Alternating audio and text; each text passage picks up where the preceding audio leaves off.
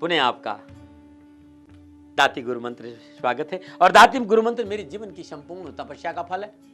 संत महात्माओं से मैंने जो पाया है, ऋषियों से भी मैंने जो पाया है, मुनियों से जो मैंने पाया है, उन्हें मैंने अपने जीवन में उतारा और जीवन का जो लाभ मुझे मिला, जीवन प्रगति की ओर बढ़ा, वो अनुभव आपसे बांटने आता हूं। मनुष्य मन मतंग माने नहीं, जब लग दगा न खाए रो, जैसे विधवा स्त्री गर्भ रहिया पछताए। मन मतंग और मन ही मनुष्य नाम मोक्ष और बंधन का कारण है।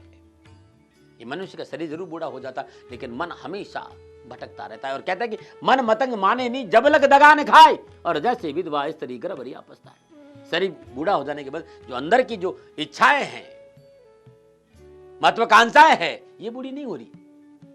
और इन पर काबू पाना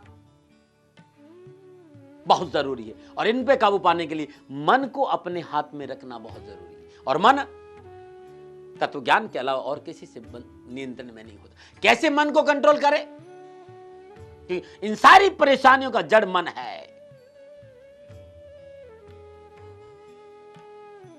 सारी परेशानी, आप देखो लोग आम को चूसते हैं, लेकिन जब आम का रस पूरा निकल जाता है और जोर से चूसते हैं, और ज्यों ज्यों उसका रस समाप्त हो जाता है उसको कस के चूसते हैं। असली शरीर और इंद्रियां परेशानी का कारण नहीं, असली समस्या है मन।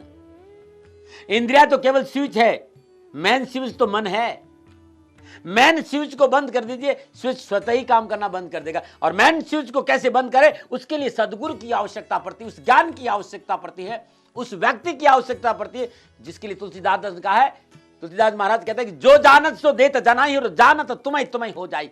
वो व्यक्ति जो जानता हो वो वही तुम्हें जना सकता है। तो मन को अपने हाथ में लेने का साधन सदगुरु की कृपा से, और मैं आपकी सेवा में हाजिर।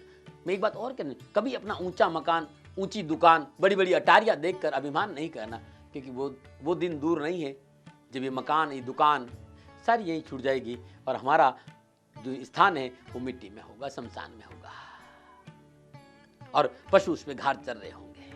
हमारा शरीर, हमारी शरीर की हैसियत मिट्टी से ज्यादा कुछ नहीं है, लेकिन इस मिट्टी में वो परमेश्वर विराजमान है।